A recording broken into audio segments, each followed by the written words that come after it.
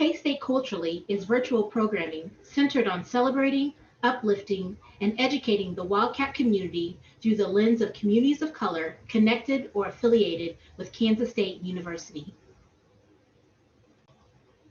Hi, today I am hosting an interview about life after college, and this program is a part of the K-State Culturally program brought to you by the K-State Alumni Association. My name is Kara Bruce, and I have some great panelists here with me. So please, Miss Erica, Miss Erica, and what's your name again? Essence. Essence. Okay, so Miss Erica and Miss Essence, please share your name, the year you graduated, and your current profession. Essence, you go ahead. Oh, sure. I'll jump in, Erica.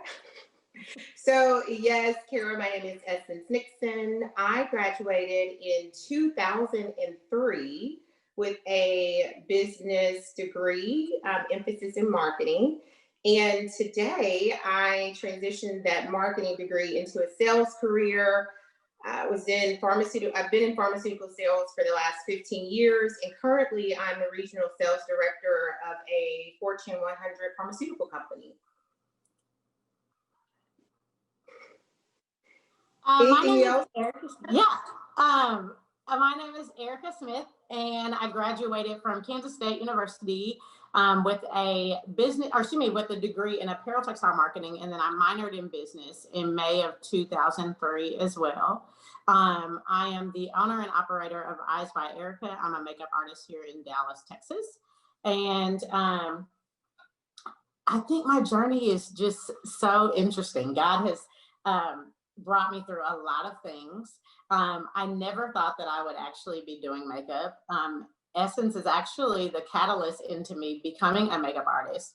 I moved to Dallas in April of 2007, and I worked at a bank here in Dallas. And one day I just was not happy with my job, and it, just was kind of exuding out of my personality. In essence, being someone that I trusted and was a confidant, just was like, she looked at me and was like, "What are you going to do about not being happy?"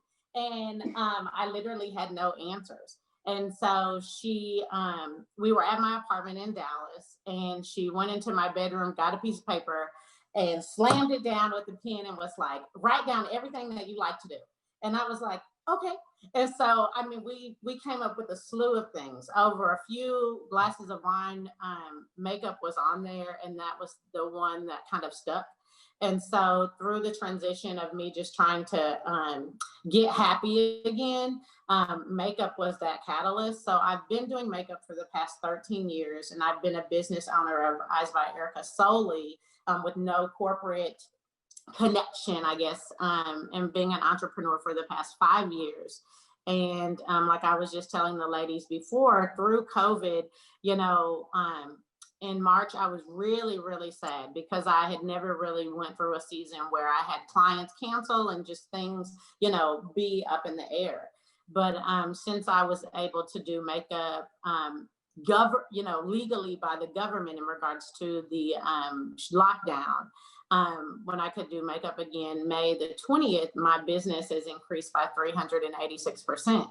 And so I'm really, really grateful that Essence took that leap of faith with just helping me figure out what I wanted to do with my career and with my life. And I would definitely say at this juncture that my career has definitely been a transition and also kind of morphed into like the ministry that I do with serving God as well. So. Oh, wow. So a couple things. Congratulations on owning your own business. Thank you. I love that you two have such a tight friendship, because you need your sisters in life to just motivate you when it's hard, when you're like, you can't be strong by yourself. You need that solid foundation to help push you forward. So that's very important. So why did y'all choose K-State? What made you migrate to Kansas State University? Essence, you go. You take that one, Eric. Okay, I'll take it. Look, I'll take it. So I went to high school in Kansas, in Overland Park, Kansas. I went to China Mission North. And I'm the only child. And my mom and dad were just not excited about me moving somewhere far away. They just were like, nope, it's not going to happen. And so I knew that I wanted to do something in the fashion sector. So Kansas State had an amazing program for apparel textile marketing. And that's what I thought I was going to do with my life. You know, when I graduated college, I thought that I was going to be that girl that moves to New York and was going to be a buyer and was going to be at all the different fashion weeks. But God had a different plan for me. And so I'm grateful that I went to K-State because, you know, the work that Essence and I did, as well as with BSU and student government, I'm so excited that the legacy is still continuing. So I would probably say the catalyst for me choosing Kansas State University was the major, the amazing human ecology department, the ability to minor in business to get those business skills that are transferable to everyday life, but then also the connections. Because like I said, the whole reason that I even am a business owner is through the friendship that I had with Essence in college. Mm-hmm. Yeah, I would echo that, Kira. So I graduated from Sumner Academy of Arts and Sciences, woo-hoo, go Sabres, in Kansas City, Kansas. And my senior year, I put in several applications to colleges across the country. And then I'm going to be honest, as it got closer, I got a little nervous about moving so far away. And so I started looking a little bit closer to home. And so I did a tour of KU's campus. And then I went to K-State. And on my tour of the campus, I don't know what it was. I met so many amazing people. On that tour, I met Dean Pat Bosco. And I'm like, man, the culture felt like something that I guess I just gravitated towards. I felt like it was an environment where I could really flourish. Of course, I went to the College of Business, and as I toured the college, I was like, you know what? I feel like I can be whatever I want to be, and I didn't know what that was at the time. So I was like, the fact that I was feeling that type of connection to the university made me solidify my decision to go to K-State. And I will say, to Erica's point, when my nephew graduated 2 years ago, he went to the campus, and I don't know who he ran into, but they said he told them, you know, my aunt Essence Nixon, maiden name Essence Halliburton, graduated from this school. And whoever he was talking to, who's a part of BSU, was like, oh my goodness, that's your auntie. And he called me and he's like, Essence, auntie, did you know that you're like a mini celebrity here? And I'm like, what? But I mean, it's an amazing feeling for me to know that what we did over 20 years ago, almost, which seems are almost 20 years ago, is still having an impact in people's lives. And I told my nephew, as he was looking for his school and college, I said, look, you know, it's not about where you go, but it's about the impact that you make. The Dash, which is one of my favorite poems by Linda Ellis. It's, you know, it's not about the year you're born, the year you pass, but it's about what you do in between to impact lives and make a difference. And so it's just truly exciting for me to know that whatever led me to Kansas State and the connection that Erica and I had and the energy we had around making a difference is still making such an impact on not just African American, but people of color and other minority groups of color that want to bring their ethnicity and the richness of their ethnicity to the school. So it's just super exciting. That's amazing. Amazing.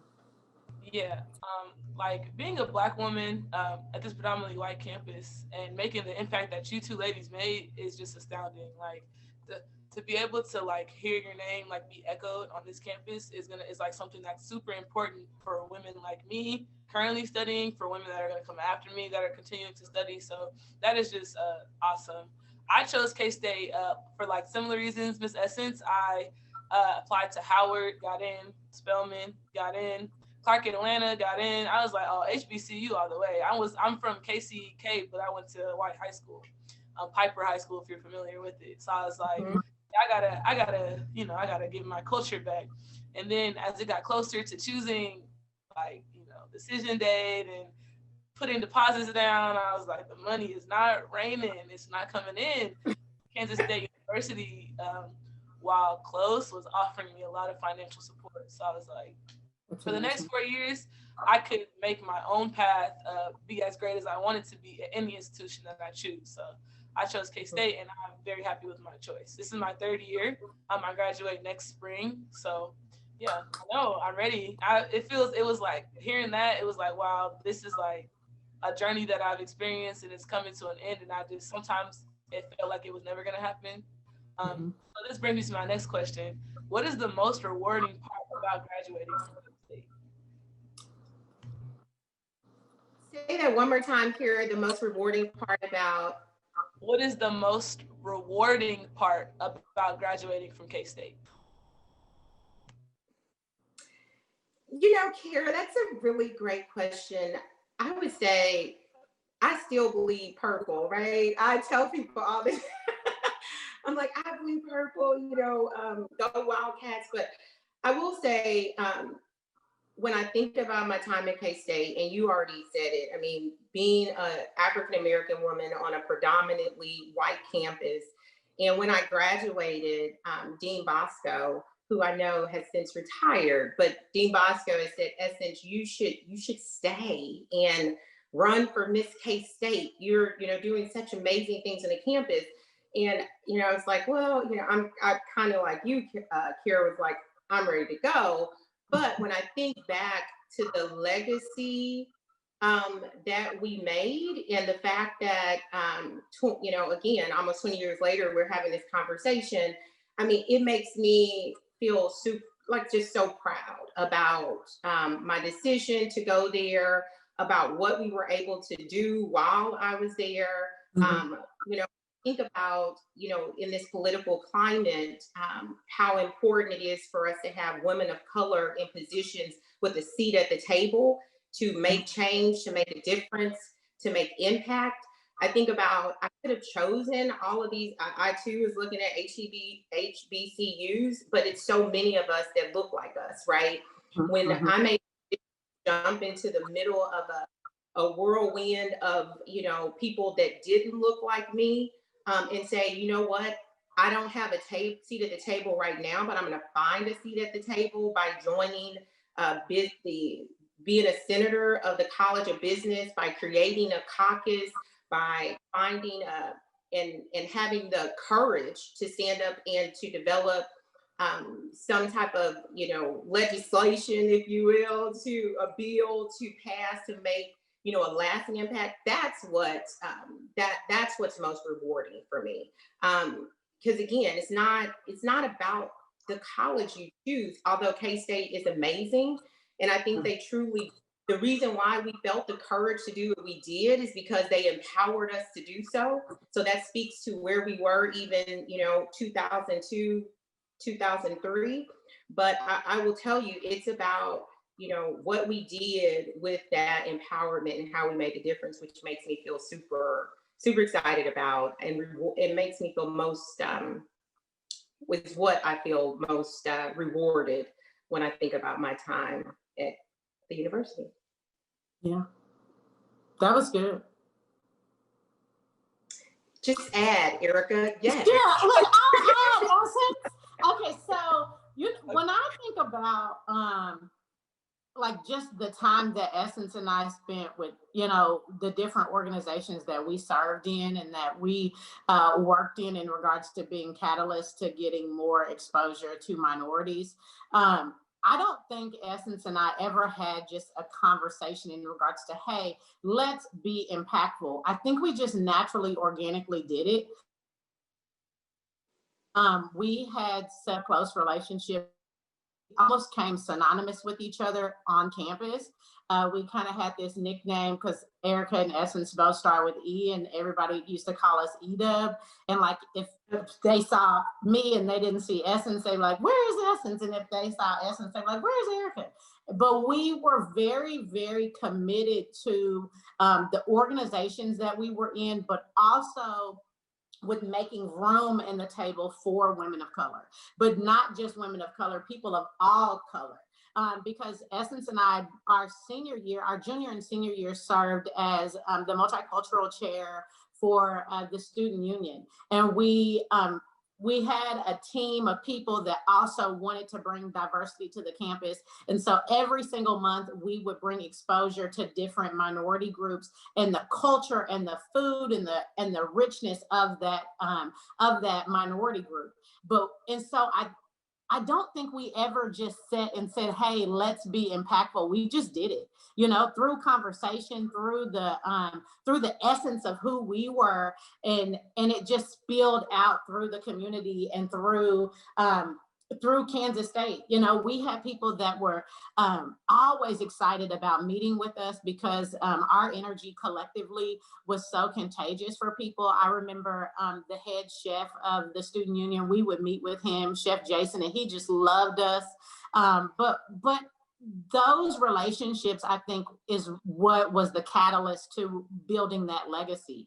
It was the rapport that we had with people. It was the genuineness that we had with people, but also the heart to want to expose people that don't necessarily get diversity, because you have to think at the end of the day, Kansas State is known for its agriculture. It's known for being heavily predominant with people from rural communities who don't get a chance to have exposure to other cultures and backgrounds. And so it was so cool for Essence and I to create that platform for people to experience diversity. We would always get letters, and we would get and it was so crazy because towards the end of our time at Kansas State, we were getting accolades at like left and right. I mean, I swear, I was like, Essence, you have something to wear to this awards? We like, okay, our family got to come to this. Like, it was crazy. But it was so fun though to have someone that was passionate about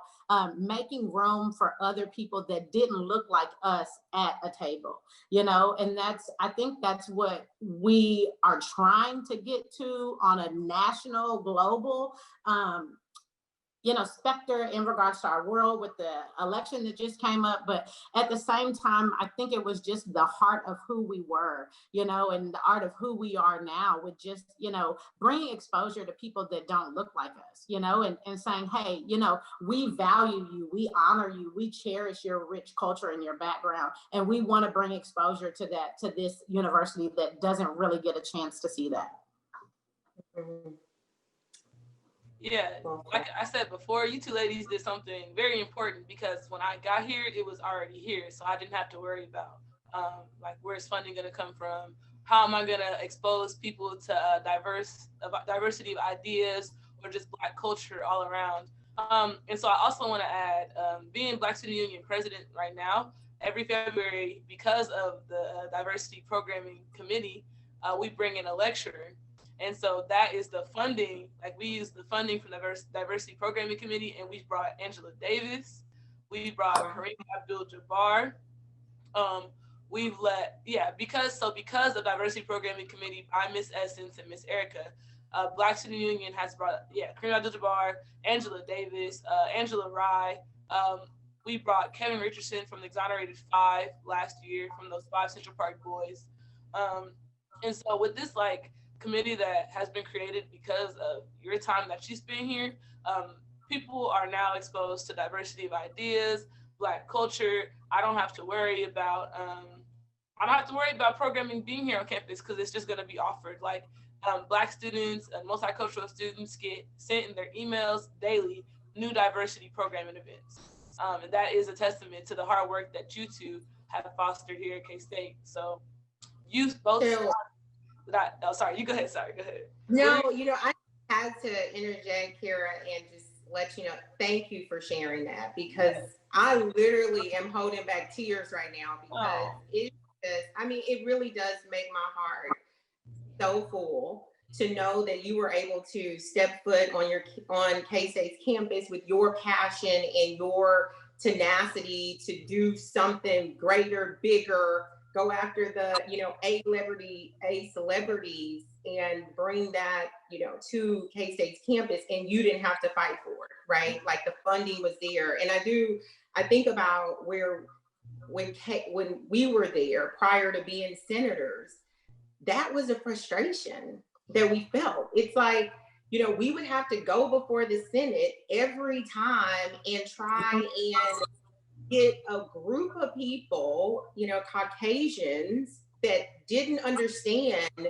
anything about the Central Park Five or care because they weren't, you know, exposed to it, and had to convince them that funding us $30,000 was important to not just the African Americans on the campus, but everyone, to hear their story, to hear how they can be allies to make a difference. And a lot of times it fell on deaf ears. A lot of times, you know, we're fighting, boxing these people in our, you know, in our minds and our thoughts, like, please help us, help you. And they're like, we don't get it.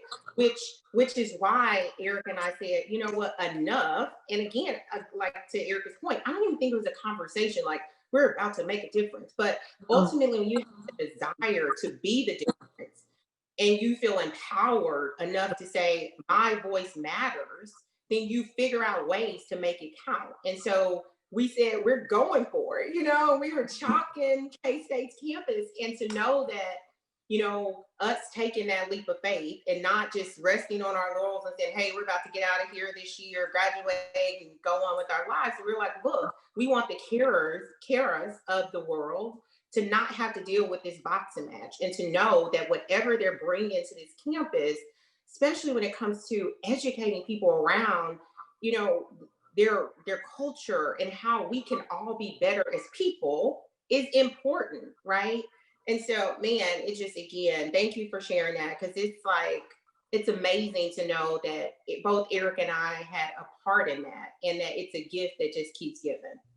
Amen. That's amazing. I just, as president, I just got approved for DPC funds, which is actually crazy. We're bringing Alyssa Shabazz. She's Malcolm X's third daughter, so she'll be coming to campus to speak. Yeah, so that was approved by DPC funding. So again, ladies, like, it's just you every day. Your impact, it just makes another step forward for Black leaders, for multicultural leaders, and it was that funding for that. So you started the DPC funding here at K-State. So first, what was the overall goal of this committee? And like, if you could speak on what you want the committee to look like today, like, what would you tell them in the committee, you know? Essence, I can take this one. Sure. But I guarantee that I want you to add.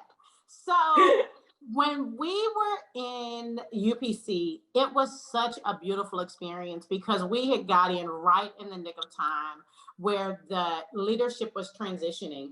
And we had strong leaders like Gail King, who she was someone that was really, really about bringing women empowerment, but also bringing influence for people of color.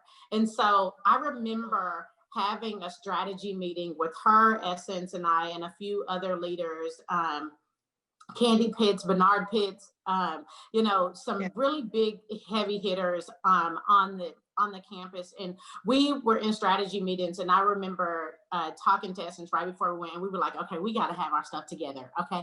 Because we were going in and we were trying to bring big names. Like when we finally got our funding, we were able to bring Danny Glover to campus. And we were so excited because it was something that was so major, you know, and we wanted to have a footprint like when Dr. Martin Luther King came to campus, but someone that was relevant to culture where people would recognize the name. And so I remember just talking to Essence before we went into the meeting, and we were like, okay, we have got to have this together. Like, what are you going to talk about? Okay, what are you going to talk about? And what was so cool is that we were so collective and we were so unified in going into those meetings, and we would feed off of each other's energy. And it was really cool because, you know, like I said, we served in so many organizations together, but it wasn't really like we practiced before. It wasn't like, okay, Essence, this is what I'm going to say, and then this is what you're going to say, Erica. And then, you know, like we just kind of fed off of each other's energy and got it done, you know, and that's how I feel like Black women are. We are so powerful. And when we really, really tap into that power, we can really accomplish anything and move mountains. So when we were going into those meetings, it was like, this is game time, and it was so cool too, because Essence and I had a very similar background in regards to our faith. And, we would pray. I remember like Essence, she was, oh God, I just used to love talking to her because she was like, okay, girl, on Sundays I have to go play the organ at the church. And so she would literally, and I would be so inspired because we definitely had an impeccable social calendar in college. Let's just be clear. The party really didn't start until we arrived.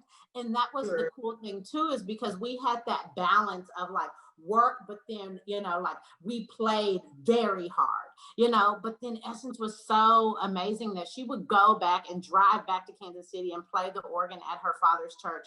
And my father was also in ministry. And that faith is kind of what was the catalyst in regards to giving us strength to keep fighting. Because don't forget, we were also determined to graduate in 4 years. We did not want to be a career student. We wanted to get in and get out in 4 years and make that impact and be like, boom, we did it. And so that was so cool too, because Essence and I were also very competitive with our GPAs.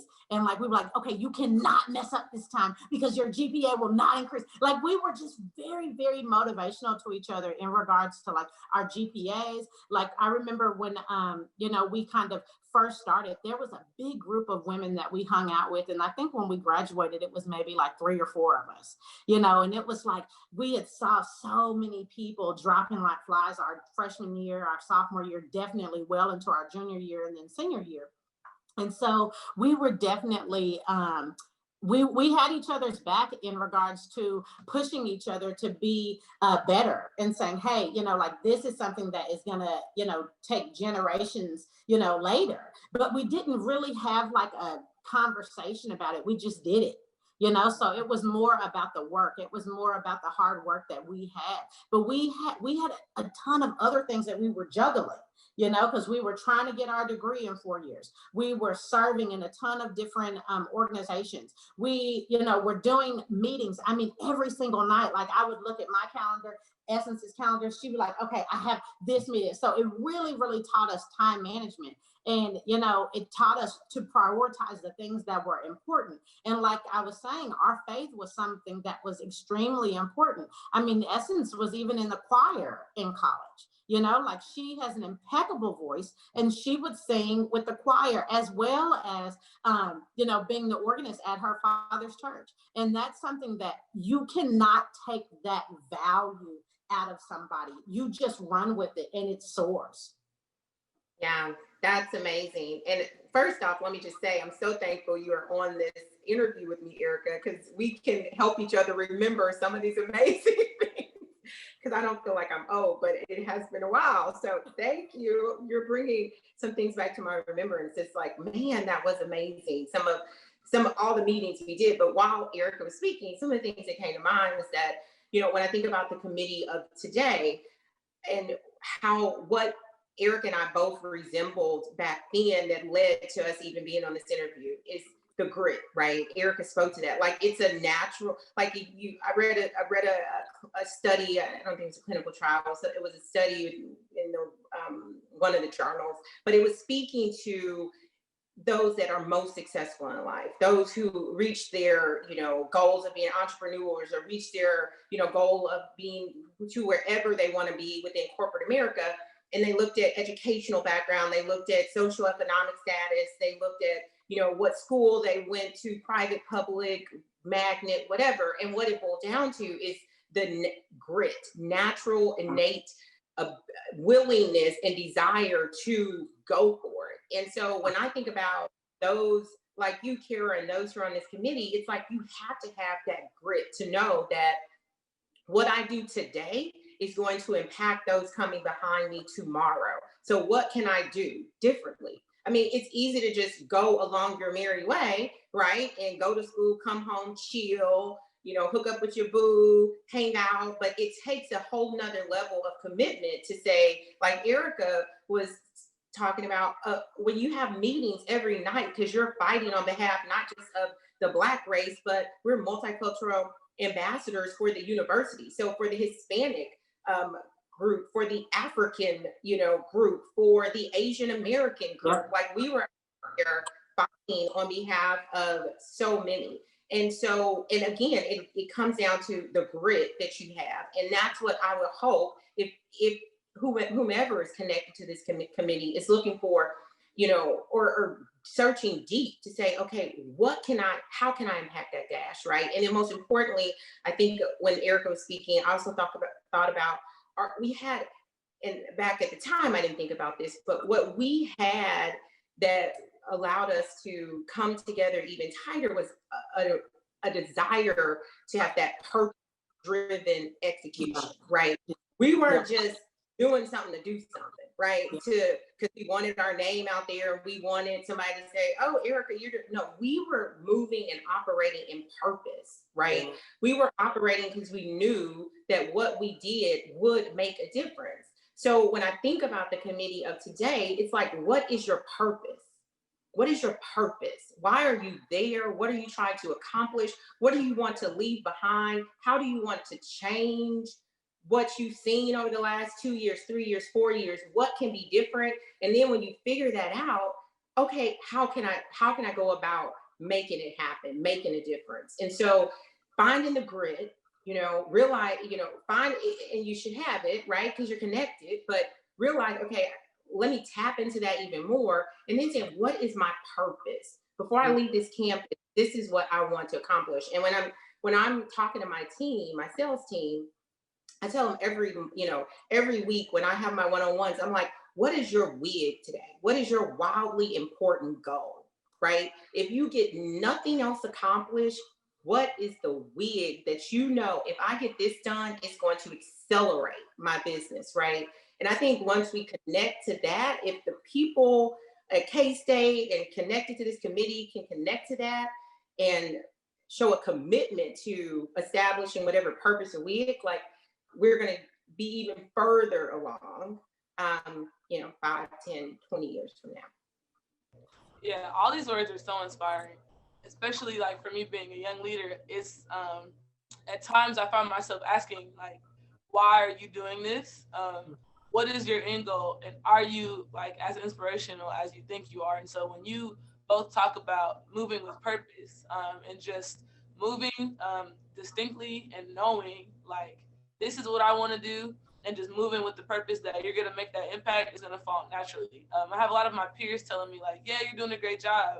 Keep up the good work. And like in my mind, I'm like, but what is the good work? Like, because I'm just like, I want to keep like pushing. Like, I just want to keep pushing this envelope and just until it just breaks open, So thank you for that answer. And again, thank you for taking the time while you're here at K-State to make sure that people after you have something to look forward to. So like now I want to shift gears to like kind of like your current careers. So can you tell me like what a day in your life looks like? Like, what is your day-to-day operations? And I want to say pre-COVID, because this is not how life was. So like before life became the way it is now, what was your day-to-day? And like, I guess you could talk about a little bit like what it looks like now, Yeah, so I'll jump in. So like I said, Kira, I'm a regional sales director for a pharmaceutical company. I manage a team of about 10 senior account specialists, and we sell a drug for lupus patients, which is predominantly does impact African American women, younger women. So it's when I talk about purpose, that is definitely something that every morning I wake up, I think about the patient that is waiting on one of my sales members to educate the doctor about my drug being the appropriate drug for them to help them have a better quality of life, right? So my team is out there every day consulting rheumatologists about this IV, it's an infusion therapy, and again, how it can be more accessible to their patients and how it can be more efficacious for their patients. So in my role as a manager, I observe them, right? So on pre-COVID, I would go out face to face a couple of days a week and make sure that They were one, giving the foundational message within. I think pharma sometimes gets a bad rap, like we're out there just trying to woo doctors and make money, but we are out there because we truly want to help patients, right? I mean, I think some people feel like, well, if they were spending all this money on research and development, why isn't there a cure for cancer? Or why isn't there a cure for lupus, for instance? But trust me, the funds and the efforts, we're constantly looking into ways to, yes, find a cure, but most importantly, help people live normal, close to normal quality of life. So when I'm out there, I'll be in the doctor's office, making sure that my people are delivering that message in a passionate way, that they're staying on label and they're not saying anything that's, my drug can help you fly, right? So making sure that they're doing things the right way, because ultimately we operate in integrity. With our mission is to help patients feel better, do more, and live longer. And so that's what I'm observing, and I am constantly coaching, right? Nobody's perfect. We're all on a learning curve. So my every day I'm trying to figure out, how can I make my people better? How can I continue to develop them so they can reach whatever goals they want to reach? So I do that a couple of days a week. In addition to that, I'm constantly looking at, where is the opportunity for us to reach more patients? So doing a lot of meetings, right, with internal stakeholders, marketing, analytics. So marketing is, whether we're doing direct to consumer, TV ads, whether we're doing social media, like where are our patients? How can we reach them better? How can I provide field insights to help them do so, right? So meeting with marketing and training. And so it's a lot of meetings. I have a home office, so I'm in my office, Kara. So I don't clock into a corporate office. I've worked from home for 15 years. So post-COVID, I do a lot of Zoom meetings, right? So now, since we're not going into our offices and hospitals as much, I virtually observe them through Zoom and Teams and WebEx. I coach them up that way and do a ton of meetings to figure out how we could pivot even quicker in a COVID environment to help more patients, to educate more of our doctors. So that's pretty much my day in a nutshell. But I will say, I really enjoy what I do. I went from sales. I've been out there carrying a bag. So I was a sales rep. I moved into a marketing role where I really called on key opinion leaders from across the country, covered over 30 states, where I just really went to make sure that the speakers and key opinion leaders in whatever specialty were helping us, leverage our message to their peers, because they have the influence. And now in a sales director role, I'm able to just continue to coach my team up and help them reach their whatever goals that they have set. Awesome. I love it. In essence, I just am going to brag, because when we were in college, you were single like me, no children, and now you are a mommy. Yeah, you are a mommy. Thank you. Like, I have to throw that in there. Yes. Come on. So yes. So I will say, Erica, to your point, women, we, a lot of times people say we can't have it all, but we can, because in the midst of all that I do at work, I am a wife, and I have 2 wonderful children, which is a full-time job. Erica, thank you. A daughter, she's 5, Bailey, a son, Rhett, who's about to be 3 on Saturday. And so God is good. I know, God is good. And I will tell you this before I pass it to Erica. Believe it or not, what we accomplished at K-State in my last position I interviewed for, which was a marketing role, I used pieces of what we did at K-State within my interview questions. So, I mean, I know a lot of people are like, you shouldn't reach back, but I don't know what question she asked me. And I was like, I just feel compelled to use this example. And I did touch on it a little bit. And she's like, oh my God, that is amazing. And anyways, I mean, I got the job, but I do say, I will say, Kira, what you're doing today and what you all do today can definitely have huge impact. That's amazing. That is just amazing. You're amazing, Erica. Absolutely, absolutely. So let's get into it because my life is crazy. So the day in the life of Erica and Eyes by Erica is absolutely bananas. Every day is different. I have the opportunities to do makeup for probably some of your favorite celebrities, like Kevin Hart, Will Packer. I have my work published in 17 magazine, Essence magazine, D magazine. So I do a lot of really cool gigs.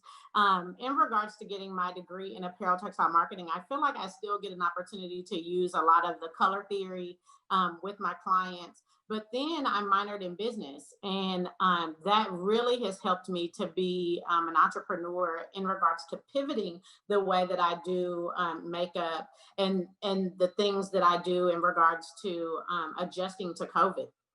I have a really cool project pending, and I'll tell you guys, it's not public yet, but with Camilla Harris, you know, the Alpha Kappa Alpha Sorority Incorporated organization is really on fire, and they just reached out to me recently to do a virtual makeup tutorial service for all of their members. So I'm really excited about that.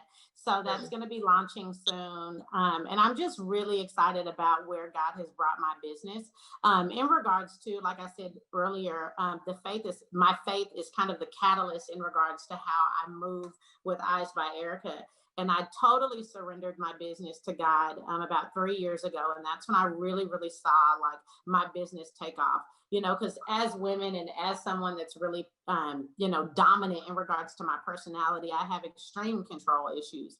And so it was really hard for me to just say, God, I surrender my entire business to you, and whatever you do with that, you're going to, you know, I know that you're going to give me favor, but I'm trusting you in the process. And so that's really kind of going into it blindly, but knowing that God is going to direct your path.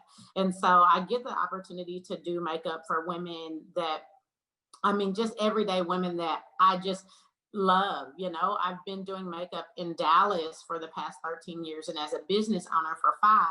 And so I've been with these people, like I've had clients that I've been with them through several marriages, through children, through, you know, through so many transitions in their life. But what I would probably say, what sets me apart from other makeup artists is that every single person that I have, I really try to empower that person so that she knows, and even if it's a male, that they know that they are beautiful internally, and that it's not just the outward appearance of makeup, but that you really have to exude that confidence through who you are.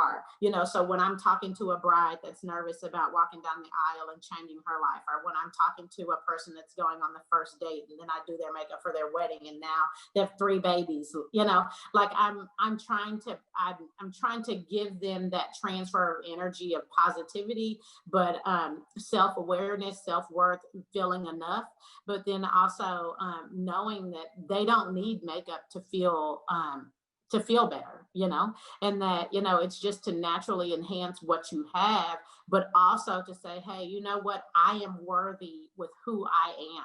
You know, because you don't need anyone or any person to affirm you. You get that internal affirmation from who you are with the true essence of who you are. So little did I know that Saturday afternoon, but being disgruntled with a job in the financial industry and having a conversation with Essence, that my life would morph into this ministry of helping women. You know, because, you know, we go through so much pain in life with, you know, just different adversities with being African American, right? And with being at tables where no one looks like you. And so I think that's the passion that that drives me to be an entrepreneur. I'm still single. I don't have any children. I definitely desire to be a mother. And I know that God will make that happen in his timing. So I'm content in the season that I'm in.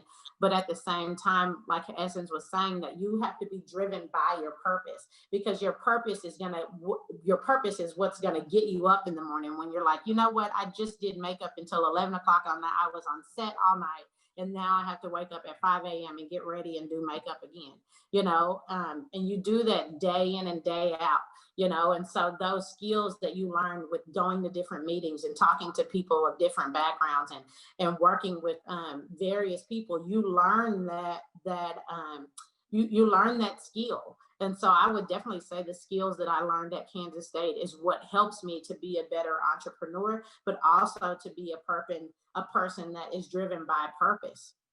And I learned that purpose, I think, at a young age, with having a father that is a man of the cloth and having a mother that is driven by faith as well. And so I'm so grateful that I had the opportunity to go to K-State and meet Essence, like I said, because she is definitely the catalyst of Eyes by Erica. The name is all her.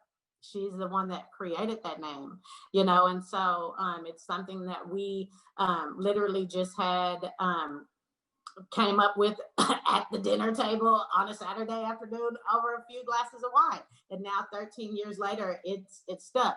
You know, we literally created that email address that day, you know, and now I have, you know, my own website, and I have clients, and I have people that work for me, and all sorts of stuff. So it's just amazing to see how God can bring you to where you are supposed to be and not where you think you're supposed to be.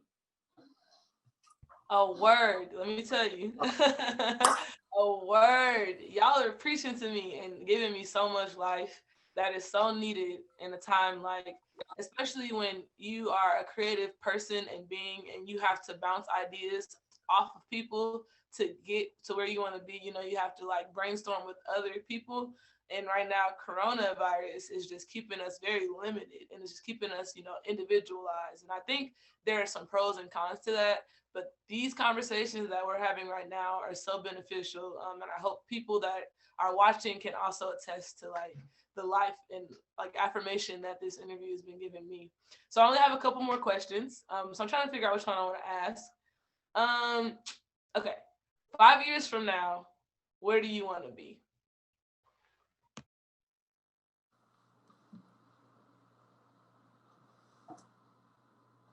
I'll go. I see Essence is still muted, so I think she's telling me to go. Oh, sorry. I would say in 5 years, I'll be 45. So I pray that, like I said, I do desire to be a mother and have children. So I hope that God does make that happen. But in regards to professionally and spiritually, I hope to still be operating in God's will and not in flesh and ego. I would probably say with this weight loss journey that I'm in right now, I am dying of flesh daily, and I'm picking up my cross every single day. And I'm learning the older that I get that I am the catalyst that's in the way of what I want to manifest and to happen. So really, I pray that in 5 years, I really, really relinquish control, and I get out of my way and allow God to really have me aligned with every single thing that I desire. Like I said, to be a mother, to be a business owner.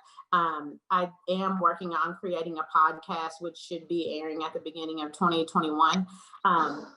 It's so crazy because I hired a podcast coach, and I was working with my executive assistant, and, you know, through just the conversation of the idea about it, we already got a radio deal. So as soon as the podcast airs, it will be aired on radio. And so it's like, you know, you have to get out of your head and allow fear to really, really, really, really kick rocks, because fear can kind of kick in and say, oh, I'm not ready. Oh, I don't know what I'm going to say. I don't know what guests I'm going to have.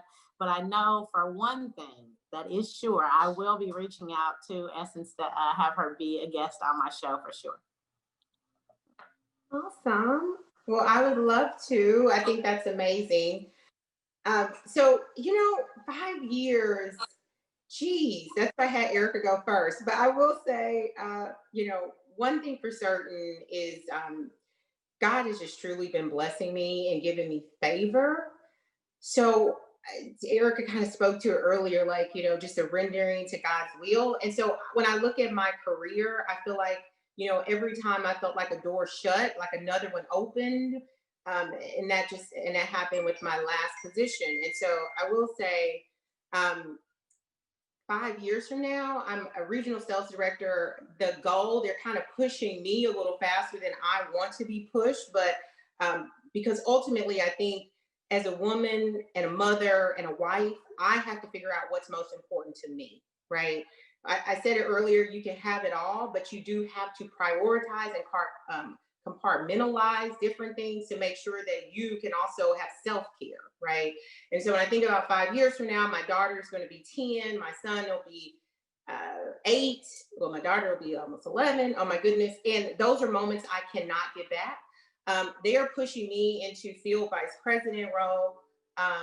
What I see in 5 years, perhaps I will be there from a corporate standpoint. And again, the only way I will walk into that role is if I know that it's the best thing for not just my development, but for my family, and that I would be in a position to help others. Because right now we just launched a group within GlaxoSmithKline, which is a pharmaceutical company I work with, called Women Leadership Initiative for Women of Color, right? And our motto is pull while we climb, right? And that is what I am so passionate about, making sure that as I leave a role, that I'm pulling in someone who is deserving of, and I am super passionate about making sure that my women of color get that voice at the table. And so I'm all about kind of pulling them up. And so as I move into my new role, whatever that may be, I could definitely see myself there in 5 years, again, if it just makes sense. But I can especially see myself there if I'm pulling up some of those who are coming behind me, who are just as fabulous, just as talented, way more smarter probably than I am. And so, but in addition to that, I see myself again keeping God first, keeping my family second, and then everything else, if I put it in that order, will work out. I know my husband and I are working on a little entrepreneurial venture with real estate. So in 5 years, I'm hoping that gets some legs and starts running, and we'll just see what happens. But I do feel like, because, I mean, kind of taking it back to the foundation of this interview, because of what K-State put into us, right? I mean, obviously, we can go back to our parents and what they put into us, the faith and, all that. But because so many people believed in Erica and I, empowered us to go for it, told us to find our voice without telling us to find our voice, it propelled me in my career. And it allowed me to say, you know what, I don't know it all. Yes, I'm fearful, but to face the fear. I tell my daughter, I tell my husband and everyone around me, I'm like, look, the comfort zone, it's a beautiful place, right? Nobody, you're not stressed, you're not fearful, you're just chilling, but nothing's growing there, right? There's nothing growing in the comfort zone. So being uncomfortable, when I think about 5 years from now, I want to be uncomfortable somewhere, because when I'm uncomfortable, I know I'm growing. I know I'm building capabilities and skills. I'm knowing I'm putting myself in even a better position to develop others, give to others, to be a better wife, a better mother, a better leader. And so I don't know if it's a particular position or job or, entrepreneur, real estate deal, but I know I want to be uncomfortable in 5 years and just still be in a position to grow. I love it. I love it so much. I'm so happy that you have a family, Miss Essence, that you can just give all your love to. And then Miss Erica, like you said, the season is the season. And so like you were echoing, like when you were in college, like y'all were both single bachelorettes. And I definitely feel that, because it's like, okay, I'm here, I'm in K-State, and I'm here for a goal. I have a purpose, and like all of the things that are supposed to happen will happen in life. So I'm in the season as well. My final question, do you have any words of advice for young women of color here at K-State, and what are those last final words you want to give them? Sure. I think I summed it up a little bit in my prior response, Kara, but I would just leave you all with find your voice. Find your voice and don't be afraid to use it, right? I think a lot of times we hold ourselves back because we feel like we're not ready. We need to learn more. We need to experience more. And then what you'll find is that people who aren't as talented as you are moving ahead of you. And it's because you stopped yourself from progression. Find your voice and be comfortable in knowing that you don't have to be perfect to move to the next position, to continue to climb, because you have all the capabilities and the skills that you need to be great. And so I would just say, keep going for it. I always say, another one of my little mottos, shoot for the moon. If you miss, you amongst the stars, so you still winning, right?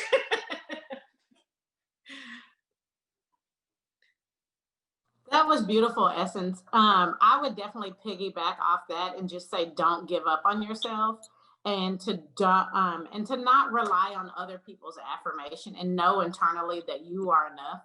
Because sometimes we can have dreams and aspirations, but when you look at it, you'll say, "Oh man, the only thing that was in the way of making that happen was me."